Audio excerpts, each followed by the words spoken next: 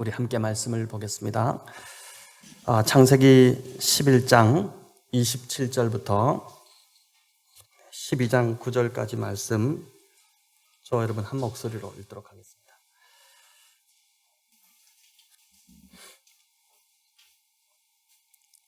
창세기 11장 27절부터 12장 9절 우리 교독으로 저와 여러분 읽어나가겠습니다.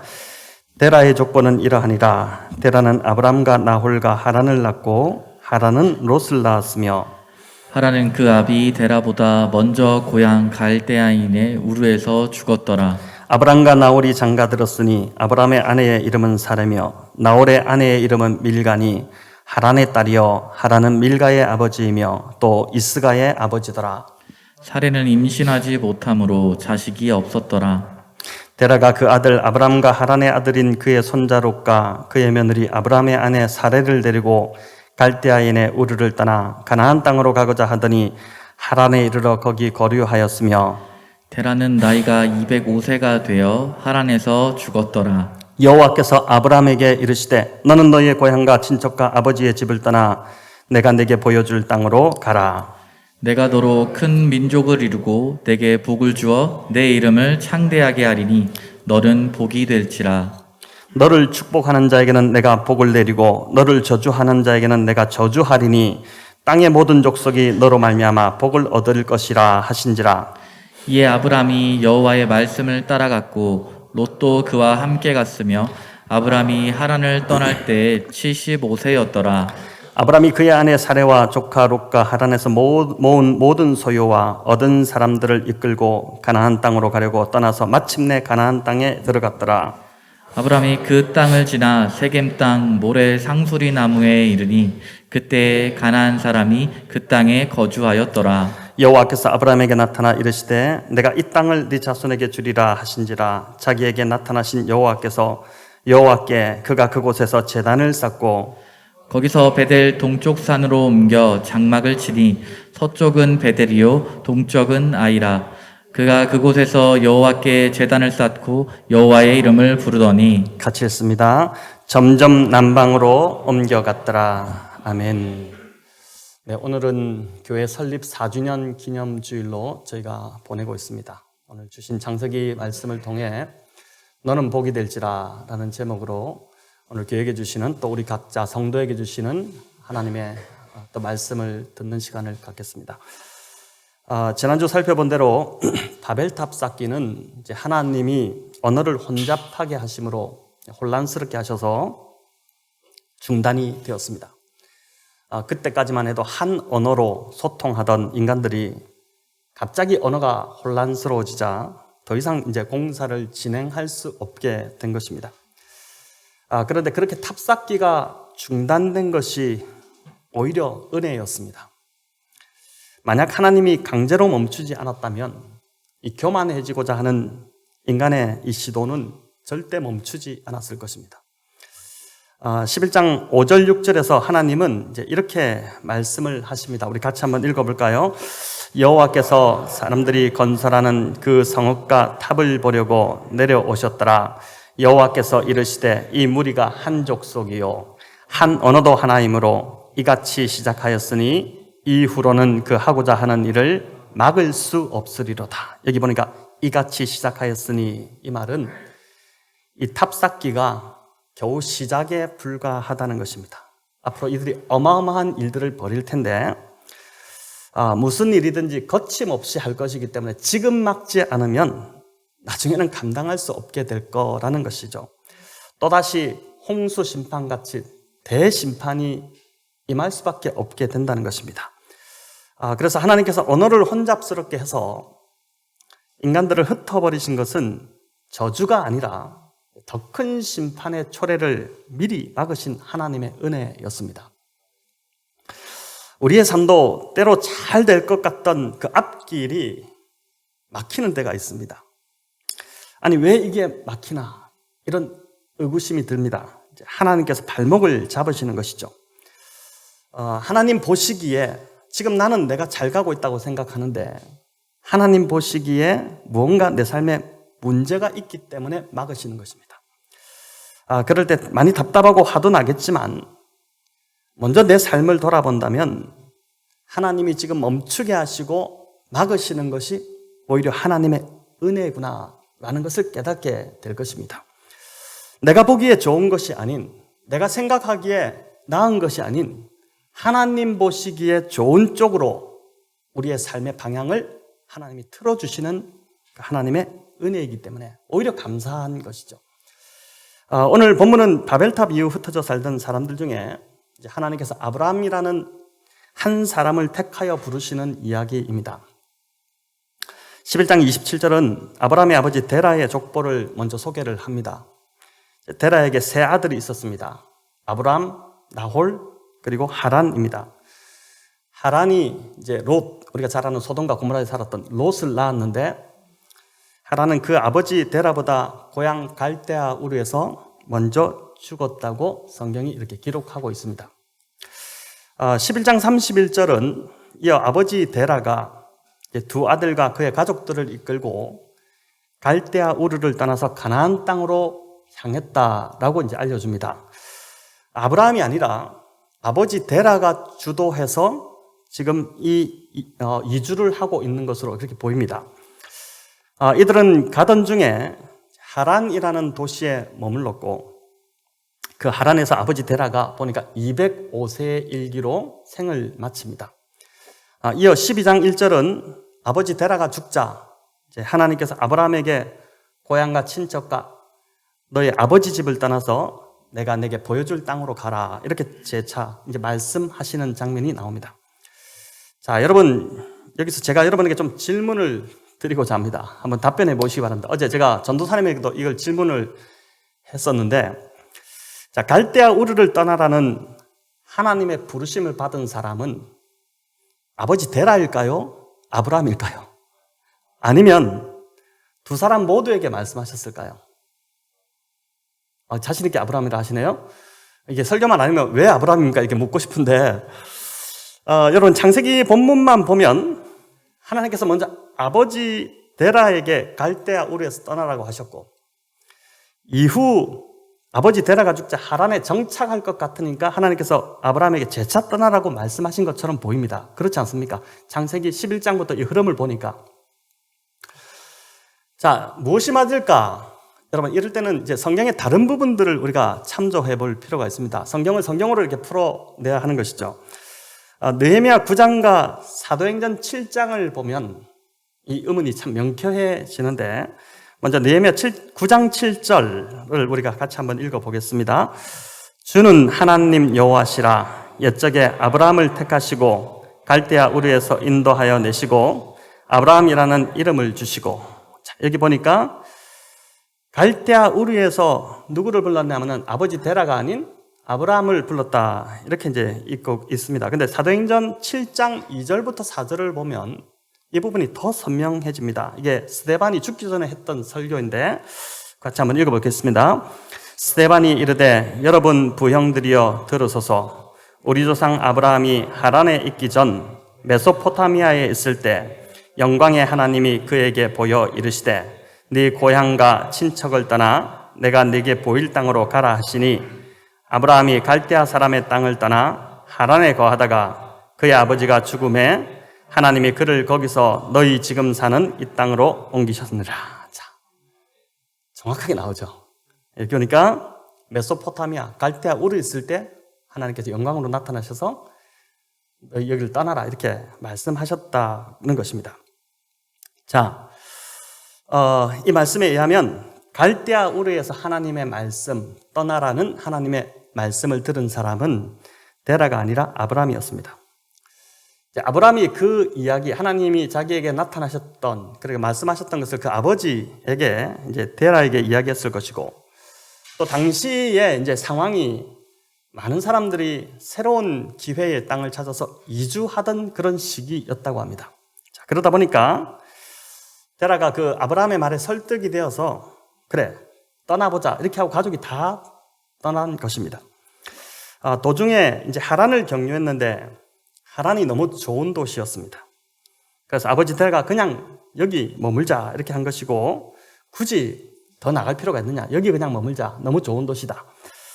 아버지가 그렇게 하자고 하니 이제 아브라함도 어쩔 수 없이 그 말씀에 순종한 것입니다. 이후 데라가 죽자 하나님이 재차 이제 떠나라고 아브라함에게 말씀하신 것이죠. 아브라함이 본래 살던 도시가 갈대아 우르였고 또 중간에 잠시 머문 도시가 하란이었습니다. 여러분, 이 두 도시는 오늘로 말하면 미국의 뉴욕과 LA 같은 대도시였습니다. 갈대아 우르는 당시 인구만 해도 25만 명이 되었다고 하니 그 당시 인구를 감안해 볼 때 어마어마하게 큰 그러한 도시였던 것이죠. 갈대아 우르는 이제 바벨탑을 쌓았던, 지난주 우리가 살펴본 11장에서 바벨탑을 쌓았던 시날 그 땅 근처에 위치하고 있었습니다. 금요일 성경 읽기 본문을 제가 읽다 보니까 여호수아 7장에서 또 나오지만 이제 여리고성을 점령했을 때 아간이 전리품 일부를 자기 집에 숨김으로 하나님의 진노를 사게 됩니다. 그가 숨겼던 전리품 중에 하나가 뭐냐면은 시날의 아름다운 외투입니다. 그 한 벌을 숨겼죠. 시날은 바벨탑이 세워졌던 그러한 곳입니다. 성경은 그 옷이 아름다운 외투였다, 이렇게 표현을 하고 있습니다. 아마 오늘날 이제 프라다와 같은 명품 옷이지 않았겠나, 이제 그런 생각을 합니다. 아무래도 이제 명품일수록 보기에 참 좋아 보이지 않습니까? 시날이 화려한 이제 명품의 고장이었는데 갈대아 우르는 시날보다 훨씬 더 살기 좋은 도시였습니다. 고고학적 자료를 보면 이제 그 당시 갈대아 우르에 사는 부자들은 방이 기본적으로 10개 이상이었고 오늘날 우리보다 훨씬 더 잘 사는 것입니다. 일반 서민들도 대부분 2층 집에서 이렇게 살았고, 그리고 제가 군대 갈 때만 하더라도 그 화장실이 다 이제 수세식이 없었는데 이때 그 화장실이 수세식 화장실이 있을 정도였다고 합니다. 이게 이제 고고학적 발견이 있는 것이죠. 그러니 이 갈대아 우르의 수준이 얼마나 높았는지를 우리가 알 수 있습니다. 하란도 만만치 않았습니다. 이제 하란의 위치가 참 지리적으로 이 메소포타미아 문명과 이집트 문명이 만나는 지점이 바로 하란이었습니다. 교역의 상당한 중심적인 역할을 하는 도시였고, 그러다 보니 아주 무역이 활발하게 일어나고 마음만 먹으면 일거리를 이제 얻을 수 있는 기회의 땅이 하란이었습니다. 요즘같이 참 취직이 어려운 때에 하란은 오늘로 말하면 이제 꿈의 도시였던 것입니다. 꿈을 이룰 수 있는 도시. 그러니 아버지 데라가 그곳에 그냥 머물러 버린 것입니다. 하나님은 이제 갈대아 우르에서 안정된 삶을 살고 있던 아브라함에게 왜 나타나셔서 떠나라고 하셨을까요? 그것도 젊은 나이가 아니라 하란에서 75세지 않습니까? 그 나이에 찾아오셔서 하나님이 말씀하셨습니다. 여러분, 익숙한 것들과 결별하는 것은 참 쉬운 일이 아닙니다. 오늘 이제 그 설립 기념 4주년인데 저도 처음 개척을 나올 때 가장 힘들었던 게 제 마음 안에서 혼자 끙끙거렸던 것 중에 하나가 뭐냐면은 익숙한 사람들, 익숙한 환경과 이제 결별해야 한다는 그것이었습니다. PG 선교사로 나가 계신 이제 우리 유종선 선교사님 말고 그보다 훨씬 먼저 나가신 김석중 선교사님이라는 분이 계십니다. 이분이 이제 2002년 2월에 서울 영동교에서 평신도 선교사로 파송받고 나가셨습니다. 당시 이제 잘 다니던 직장을 그만두고 선교지로 가신 것입니다. 지금 벌써 한 20년이 가까이 다 돼가지 않습니까? 나가신 지가. 근데 나가셔서 처음 몇 달을 적응을 못 하셔서 너무 힘드셨다는 이야기를 들었습니다. 갑자기 환경이 바뀌고 언어도 안 되니까 한국이 너무 그리운 것입니다. 사람들이 너무 보고 싶고, 너무 외롭고, 그래서 새벽에 이게 잠이 자꾸 새벽마다 일찍 잠이 깨는데 잠이 깨면은 마음이 너무 무거워지는 것입니다. 내가 지금 여기서 뭐 하고 있나? 내가 이게 제대로 온 게 맞냐? 한국에서 잘 살면 될 걸 괜히 내가 온 것이 아닌가? 이런 생각이 드신 것이죠. 지금은 선교사로 은퇴하실 때가 다 되었는데 오히려 한국에 나오시면은 적응이 안 된다고 합니다. 저도 요즘 서울에 가면 오히려 적응이 안 됩니다. 왜 그래 복잡한지 굉장히 답답한 게 느껴지고, 이런 데서 어떻게 살 수 있을까? 이 사람 사는 동네일까? 운전하기도 너무 힘들고 막 그렇게 느껴지는 것이죠. 여러분, 이처럼 익숙한 것들과 이제 결별하고 안전지대를 벗어나는 것, 그게 정말 쉽지 않은 것임에도 왜 하나님은 아브라함에게 안전지대를 떠나라고 하신 것일까요? 아브라함이 떠나야지 하나님의 역사가 시작되기 때문입니다. 아브라함이 갈대아 우르에 계속 머물러 있는 한 모든 족속에게 복이 될 수 없는 것입니다. 저희 교회가 오늘 설립 4주년인데 4년 전 그 익숙한 서울의 교회와 결별하고 떠나서 이곳에 온 몇 분의 우리 성도님들이 있었기 때문에 하나님의 역사가 시작된 것이고, 또 하나님의 인도를 따라 이 교회로 오신 성도님 한 분 한 분들이 계셨기 때문에 교회가 세워졌다고 믿습니다. 인간은 하나님의 말씀에 순종해서 떠날 뿐인데 그 떠남을 통해 하나님이 역사하셔서 교회를 세우시는 것이죠. 제가 분당 우리 교회가, 이제 우리 이찬수 목사님 심호하시는 분당 우리 교회가 1만 5천 명의 성도를 500명씩 나누어서 30교회를 분립한다는 이야기를 듣고 있는데, 당장 드는 생각이 누가 본 교회를 떠나서 분립교회로 가고 싶을까? 그런 생각이 듭니다. 그래서 그 개척도 제가 볼 때는 안전지대를 떠나는 헌신, 익숙한 것과 결별하는 결단이 없이는 이제 그 개척이 힘들 것입니다. 여러분, 익숙한 것과 결별하고 안전지대를 떠나는 것은 꼭 장소에만 국한되지 않습니다. 지금까지 해오던 익숙한 신앙생활을 떠나야 하실 분도 있습니다. 하나님이 계속해서 더 깊은 신앙의 자리로 나가라고 하시는데 지금의 신앙이 익숙해져 있다 보니 또 깊은 신앙으로 헌신하는 것이 두려워서 그 자리에서 떠나지 못하는 것입니다. 어떤 분은 그것이 기도의 자리로, 새벽 기도로 하나님 계속 부담을 주시는 분들도 있을 것이고, 또 어떤 분들은 금요 기도회 그 자리로, 기도의 자리로 나가라고 계속 부담을 주시는 분도 있을 것입니다. 금요일만 되면 저녁에 괜히 부담이 되신다, 찝찝하다, 여러분 그건 지금 나오라는 부담입니다. 괜히 버팅기고 집에서 있어봤자 드라마밖에 안 보고 뭐 잠밖에 더 자겠습니까? 기도하라는 부르심인데, 여러분 이런 마음이 있다면, 이런 하나님의 부담이 있다면 오늘 믿음으로 발걸음을 내딛으시기 바랍니다. 여러분이 떠나야지 하나님의 역사가 여러분 안에서 일어나게 되는 것입니다. 또 어떤 분은 잘못된 삶의 태도에서 떠나야 할 분도 있고, 또 반복되는 죄의 습관에서 떠나야 할 분도 있습니다. 또 어떤 성도님은 이 말씀 그대로 현재의 직장이나 삶에서 떠나 선교지나 신학교로 가야 할 분도 있을 것입니다.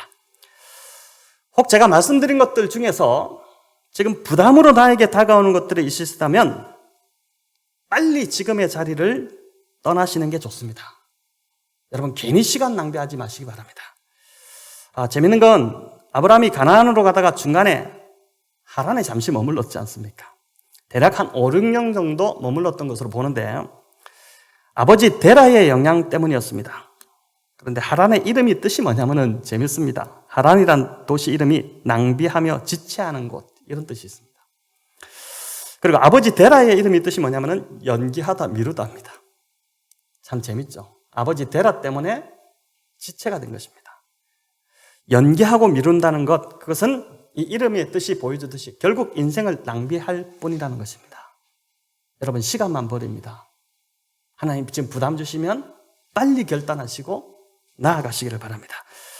자, 하나님이 나에게 이런저런 방편으로 계속 말씀하고 계심에도 불구하고 왜 우리는 즉각 순종하지 않고 자꾸 미루는 것일까요? 보통 두 가지 때문입니다. 하나는 나의 이성적 판단이 앞서기 때문이고, 또 하나는 불확실한 미래에 대한 두려움이 앞서기 때문입니다. 잘못되면 어떡하나? 갔는데, 하나님 말씀하셔서 갔는데 잘못되면 어떡하나? 누가 책임지나? 이런 것이죠. 그래서 하나님의 부르심을 따라가는 길은 믿음이 있어야지만 갈 수 있는 길입니다. 믿음의 길입니다. 모든 것이 불확실하지만 말씀하신 하나님을 내가 믿기 때문에, 그 하나님이 분명히 말씀하셨기 때문에 그래서 가는 것입니다. 여러분, 히브리서 11장 8절은 아브라함이 하나님의 부르심을 받았을 때 그래서 갈 바를 알지 못했지만은 뭐라냐면 믿음으로 나갔다고 증언합니다. 우리 현대인의 성경으로 같이 한번 읽어보겠습니다. 믿음으로 아브라함은 하나님이 주시겠다고 약속하신 땅으로 가라는 명령을 받고 그대로 순종하였습니다. 그는 가야 할 곳이 어딘지도 모르는 채 떠났던 것입니다. 자, 가야 하는 곳이 어딘지도 모르는 채 가라고 하니까 그냥 떠난 것입니다. 여러분, 하나님에 대한 믿음이 없이는 절대 갈 수 없는 것입니다. 하나님을 아브라함이 믿었기 때문에 주님이 알아서 하시겠지, 하나님 말씀하셨으니까 하나님 책임지시겠지, 그거 믿고 그냥 간 것입니다. 제가 이 부분을 좀 어제 설교를 준비하다가 제 이야기가 생각이 나는데, 여러분, 결혼도 믿음으로 하는 것이 중요합니다. 개인적인 이야기라 죄송하지만 잠시 이제 이 믿음과 연관해서 말씀을 드리고자 하는데, 저와 아내는 참 굉장히 늦은 나이에 결혼을 했습니다. 소개를 받고 그래서 4개월 만에 굉장히 빠르게 또 결혼을 했는데, 만나던 중에 서로 마음은 확인되는데 아내가 하나님의 사인이 없어서 고민이 된다고 이렇게 하면서 10일간 각자 기도하는 시간을 갖자 이렇게 제안을 했습니다. 목사가 제안을 한 게 아니고 평신도 자매가 저한테 목사인 저한테 이제 제안을 한 것이죠. 그 기간 동안에 서로 문자도 전화도 하지 말고 일체하지 않고 하나님께만 집중해서 들어보자. 하나님 말씀하신 걸 듣자. 저는 그때 이제 히브리서로 큐티를 하고 있었고 아내는 이사야를 읽고 있었는데, 아내가 받은 말씀이 이제 이사야 46장 4절 말씀을 받았습니다. 자, 한번 제가 읽어보겠습니다. 너희가 노년에 이르기까지 내가 그리하겠고 백발이 되기까지 내가 너희를 품을 것이라. 내가 지었은즉 내가 업을 것이요 내가 품고 구하여 내리라. 자, 여러분, 아니 이 말씀과 지금 아멘 하셨는데 뭔가 이해되십니까? 아니 이 말씀 제가 들었는데 이 말씀과 결혼이 무슨 상관이란 말이에요. 제가 그래 어쩌라고 이런 심정, 무슨 말인지 아시겠습니까? 제가 영적으로 무지했던 것이죠. 그런데 그 다음 아내의 말이 참 이제 제가 지금 12년 전의 이야기입니다. 아직 다 잊혀지지 않기 때문에 이걸 지금 말씀드리는 거죠. 아내가 생각했는데 결혼해서 기도했는데 하나님께서 노년에 이르기까지 또 백발이 되기까지 품을 것이라고 하시니 저한테 이제 당신이 어떤 사람이건 간에 그게 중요한 게 아니라 하나님이 이 결혼을 책임지신다고 하시니 그 하나님 말씀 때문에 내가 순종하기로 했습니다. 이 말을 저한테 준 겁니다. 어떻게 보면 제가 굉장히 기분 나쁜 말이 될 수 있죠. 저는 뭐 상관도 없다는 소린가? 이런 말이 될 수 있는데 배우자가 될 사람을 믿은 것이 아니라 그 결혼을 결정할 때 아내는 이 결혼을 이끄시는 하나님을 믿고 순종했다는 것입니다.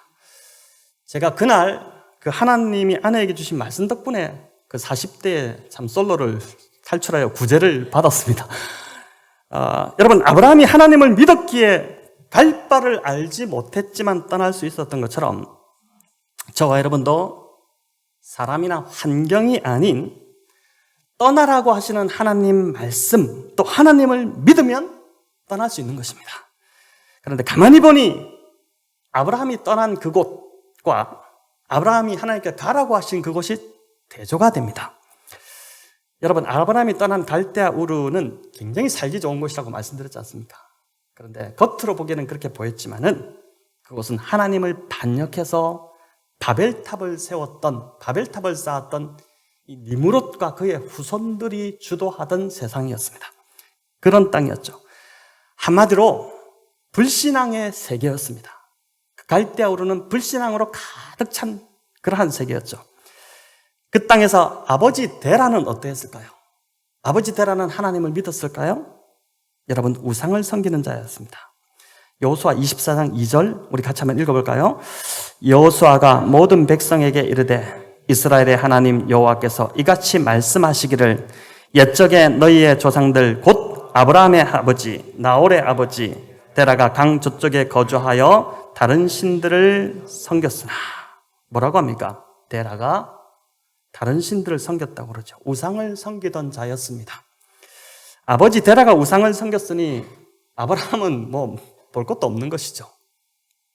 그렇기에 아브라함이 진짜 결별하고 떠난 것은 그 고향 땅 사람들이 아니라 뭐라고요? 하나님 없는 불신앙적 삶을 떠난 것입니다. 하나님께서 거기서부터 아브라함을 끄집어내신 것입니다.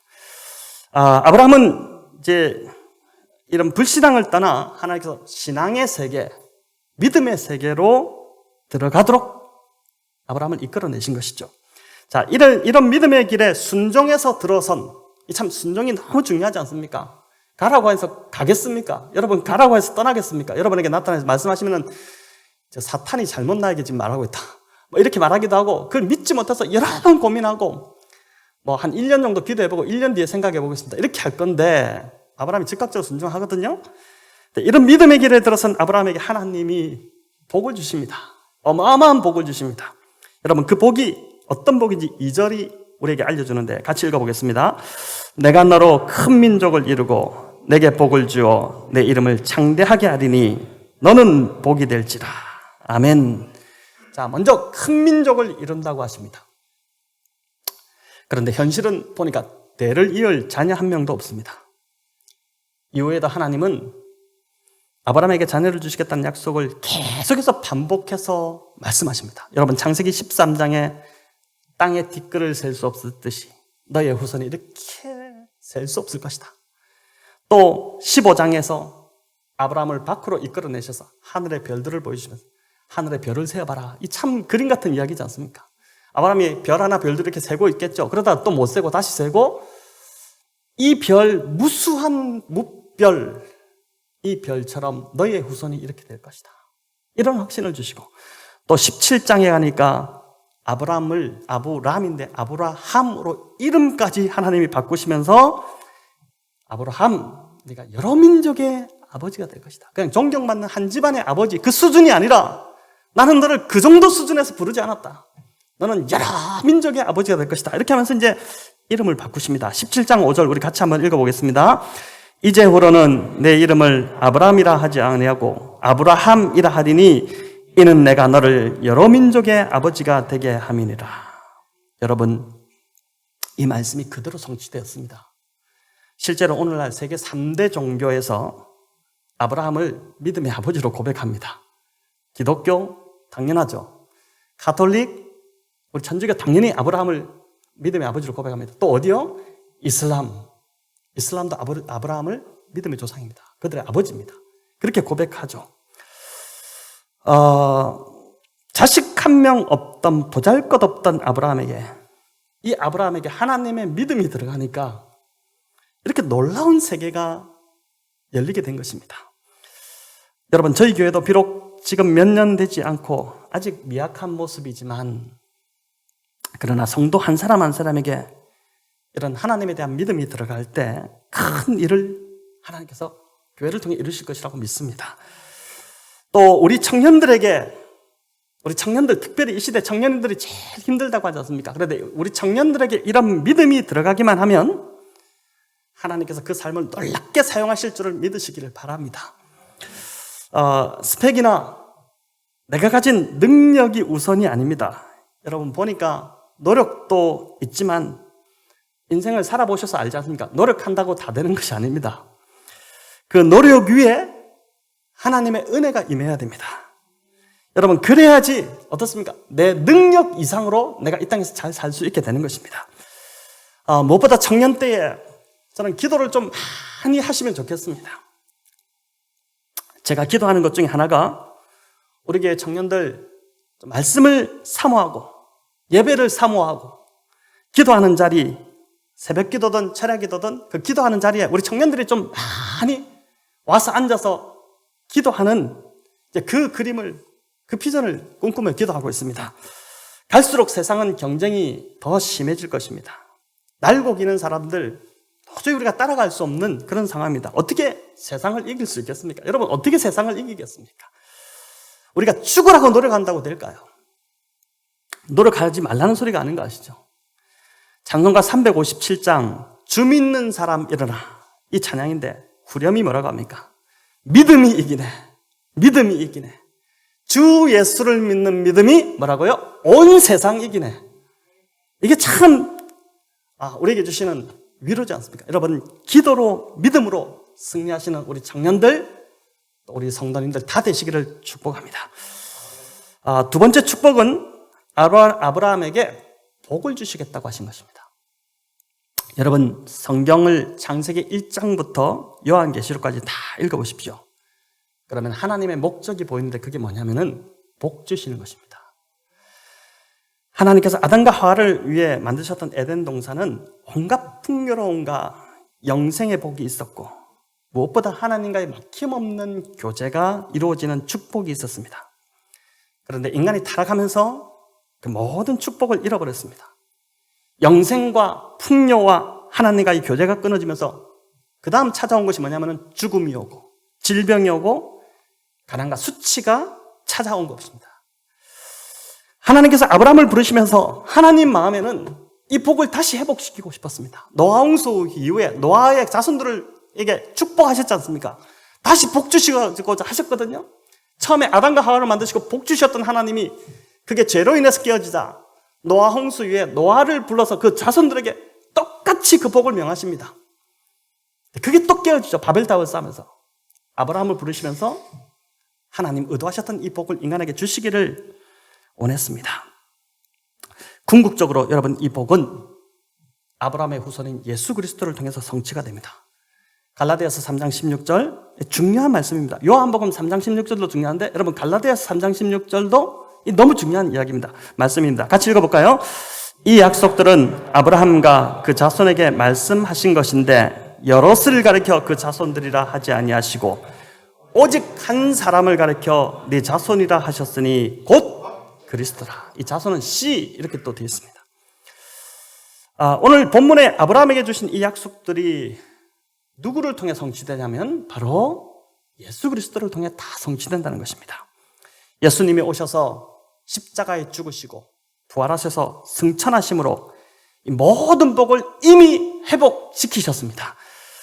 영생이 우리에게 주어졌고 우리가 하나님께 언제든 나아갈 수 있게 되었고 우리의 신분을 하나님이 바꿔주셔서 어떻게 합니까? 하나님 자녀로 만들어주셨지 않습니까? 바울은 이 사실을 근거로 로마서 8장 32절에서 엄청난 선언을 우리에게 해주는데 이렇게 말씀합니다. 같이 읽어볼까요? 자기 아들을 아끼지 아니하시고 우리 모든 사람을 위하여 내주신 이가 어찌 그 아들과 함께 모든 것을 우리에게 주시지 않겠느냐? 모든 것을 주시지 않겠느냐? 이 모든 것 안에 우리가 염려하는 의식주 문제 당연히 들어있지 않겠습니까? 청년들의 미래 문제, 진로 문제, 또 결혼의 문제 다 들어있고 우리 장년들 이후에 노후 문제까지도 건강의 문제까지 하나님 이 안에 다 들어있는 줄을 믿습니다.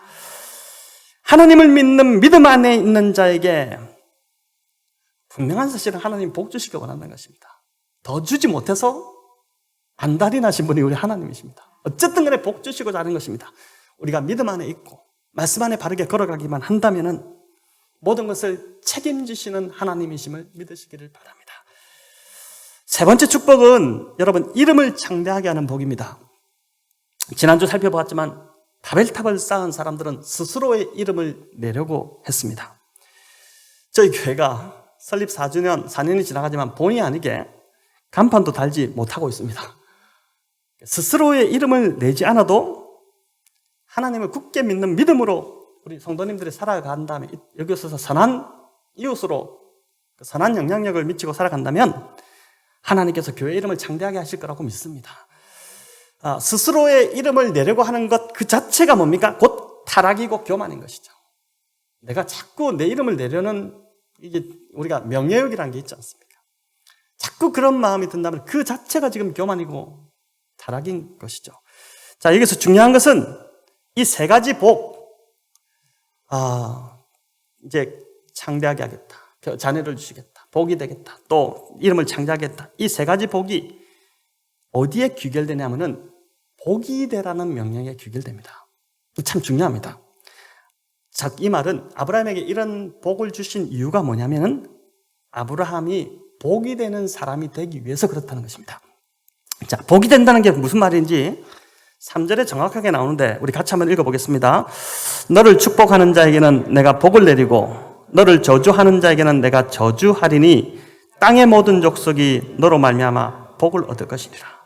아브라함을 부르시고 복 주신 이유가 여기 분명히 나오는데 바로 아브라함을 통해서 모든 족속, 모든 민족이 복받게 하시기 위해서. 여러분, 그동안 우리는 예수 믿고 복받으라는 말을 많이 들었습니다. 이게 틀린 말이 아닙니다. 먼저 복을 받는 것이 맞습니다. 먼저 복을 받아야지 복이 되는 삶을 살 수 있는 것이죠.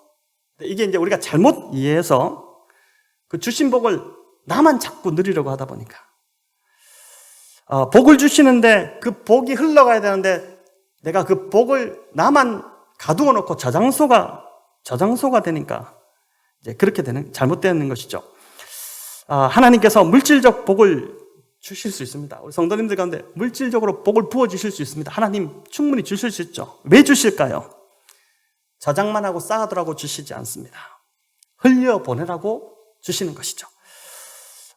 요즘 역주행하는 걸그룹 자꾸 떠서 저도 이제 이렇게 보다 보니까 그 속에서 참 좀 하나를 발견하게 됐는데 그 기획사 대표가 용감한 형제라는 분인데 이분이 보니까 대단한 크리스찬입니다. 기도를 엄청 많이 하신 분인데 철부지 시절에 소년원도 갔다 오고 참 못됐게 살았는데 하나님을 만나 그 어머니가 기도를 많이 하시는 분이셨습니다. 이제 은혜로 붙잡히게 된 것이죠. 그리고 믿음을 가졌는데 이분이 어느 날 이제 회사를 들어가다가 식사 못하는 노숙인들이 줄 서 있는 걸 보고 마음이 아파가지고 자기도 이제 고생했던 시절이 있다 보니까 도시락을 만들어서 나눠드렸는데 그게 그렇게 그날 마음이 기쁠 수 없었다는 것입니다. 너무 마음이 즐거웠다는 것이죠.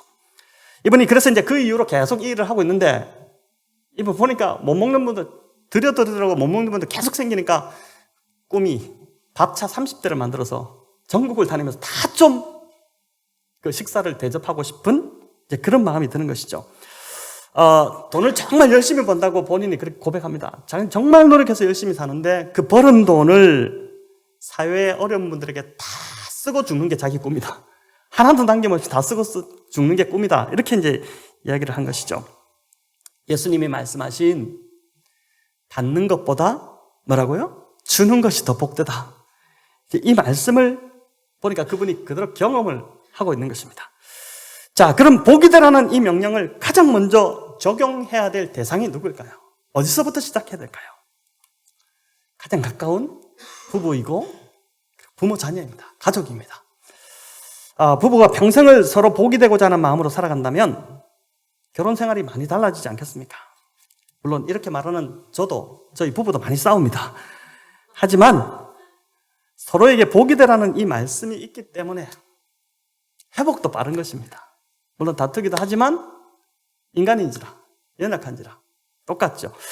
근데 또 복이 되라는 명령은 이 가장 가까운 자에게만 해당되는 것이 아니고 거기서부터 시작해서 3절에 보면 어떻게 됩니까? 땅의 모든 족속으로 넓혀갑니다. 교회가 선교적 교회가 되어야 되고 또 성도가 선교 지향적 삶을 살아야 하는 말씀적 근거가 바로 여기에 있습니다. 또 이 땅에 들어온 외국인들을 잘 섬겨야 될 이유이기도 합니다. 지난번 저희가 도운 한동대에서 다양한 외국인들을 공부하러 들어온, 한동대에 공부하러 유학 온 그 외국인 그 젊은 학생들을 섬기는 조신호 선교사님, 이번 주 기도 편지를 보내오셔서 제가 기도 편지를 읽다 보니까 깨닫게 된 것인데, 우리가 외국인 근로자들 어려운 분들 물론 잘 섬겨야 됩니다. 그런데 또한 특별히 유학 온 이 유학생들을 잘 섬겨야 될 이유가 이제 거기 있었는데, 이 이유가 뭐냐면은 이들이 돌아가서 미래 지도자가 될 사람, 그 나라의 지도자, 선한 영향력을 끼칠 수 있는 자들이기 때문에 이들을 잘 섬겨서 복음으로 양육해서 돌려보내야 된다. 이제 그 이야기였습니다. 설립 4주년을 저희가 맞이하는데 여러분, 교회와 성도님들이 선교적 삶에 대해 더 우리가 기도하며 교회가 성령의 구체적 인도함을 받기를 소망합니다. 자, 이제 5절 보면 아브라함이 가나안 땅에 이제 들어갑니다. 7절, 8절에 보니까 어떻게 합니까? 아브라함이 가는 곳마다 제단을 쌓고 여호와의 이름을 부릅니다. 그가 떠난 땅, 그 갈대아 우르에서는 어땠습니까? 사람들이 바벨탑을 쌓았지만 믿음의 여정을 떠난 아브라함은 뭘 쌓습니까? 제단을 쌓습니다. 보니까 사람이 무엇을 쌓느냐에 따라 인생이 확연하게 달라집니다. 스펙이나 인맥이나 언어 준비 다 중요하죠. 자격증 준비하는 거 다 중요합니다. 그러나 이런 탑을 쌓기 전에 그리스도인들이 우선적으로 먼저 쌓아야 하는 것은 예배의 제단이고 기도의 제단입니다. 여러분, 이게 영적인 원리입니다. 아브라함이 보여주는 대로 이 말씀대로 살면 복이 임하게 됩니다. 아브라함이 계속해서 하나님 중심으로 제단을 먼저 쌓고 하나님 사랑하는 마음으로 먼저 섬기다 보니까 그 믿음을 받으시고 복을 주셨던 것처럼 우리가 하나님 앞에 서려고 하는 그 모습을 보시고 얘 같으면 내가 복을 주어도 충분히 복이 되는 자가 되겠다는 하나님의 신뢰가 들기 시작하면서 부어주기 시작하시는 것이죠. 그래서 우리가 정말 먼저 무엇을 쌓아야 되는가를 잘 분별할 필요가 있습니다. 자, 이제 말씀을 맺겠습니다. 교회가 설립된 지 이제 4년이지만 하나님께서 저희 교회에 정말 많은 복을 주셨습니다. 아마 다들 그렇게 생각하실 것입니다. 또 코로나 기간에도 물론 어려운 성도님들도 이제 계시지만 대체적으로 평안을 주셨습니다. 여러분, 왜 이렇게 복을 주실까요? 이유는 단 하나입니다. 복이 되라는 것입니다. 그 복을 쌓아두지 말고 주변과 열방으로 계속해서 흘려보내는 복이 되는 삶을 살라는 것입니다. 금요기대 때도 잠시 말씀드렸지만 이번에 저희가 도운 분들 중에 연락을 주신 분들이 있습니다. 저희 8가정을 이렇게 도왔죠. 근데 연락을 몇 번 이제 주셨는데 어떤 분은 보니까 너무 힘들었답니다. 너무 마음이 힘들어. 너무 지금 이제 인생이 왜 이럴까 이렇게 힘들었는데 갑자기 생각지도 않은 돈이 확 들어버리니까 그 돈을 받으면서 이분이 너무 막 감격이 된 것입니다. 이제 큰 힘이 되었다는 것이죠. 또 어떤 분은 개척교회가 어떻게 이렇게 도울 수 있습니까? 이렇게 하시면서 너무 도전이 돼서 문자 이렇게 붙이는 거 보니까 자기도 그런 위치에 서게 되면 자기도 정말 힘이 생기면 정말 돕는 자로, 닮아서 돕는 자로 살고 싶다. 이렇게 이제 이야기도 하셨습니다. 근데 그런저런 이야기를 제가 들으면서 어떤 생각이 드냐면요. 제 안에 오히려 더 큰 감사가 넘쳤습니다. 아마 우리 성도님들 똑같은 마음이실 텐데 제가 더 만족감이 있고 제가 더 감사하고 제가 더 기쁨이 있었던 것입니다. 그래서 진짜 더 흘려보내야겠다. 우리가 최대한 많이 힘쓰겠다. 노력해야겠다. 이런 이제 생각을 하게 된 것입니다. 오늘 주보 칼럼에도 썼지만 교회가 작은 도움을 흘려보냈는데 오히려 교회와 성도가 더 큰 감사와 이제 은혜를 받은 것이죠. 물론 저희가 더 살펴야 될 부분들이 있습니다. 소외되는 분들도 있는데 이 성령의 인도함을 받아서 우리가 계속해서 이제 교회 사명을 오늘 우리 박권사님 기도하신 대로 교회 사명을 잘 감당하는 교회로 나아가야 할 것입니다.